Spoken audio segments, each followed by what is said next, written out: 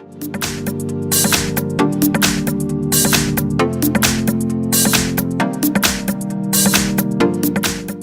I have Motorola Moto E5 Plus, and let me show you how to enter the save mode on the following device.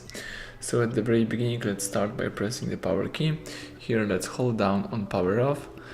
Keep holding power off until the device automatically will start restarting and rebooting. Now let's just wait until the save mode pops up on the screen.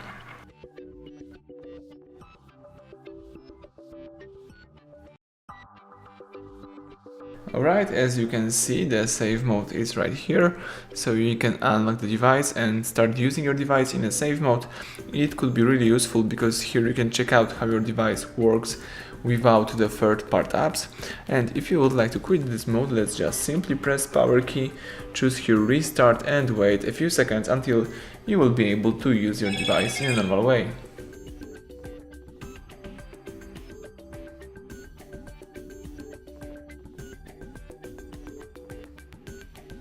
Excellent, as you can see right now you can unlock the phone and start using your device in a normal way.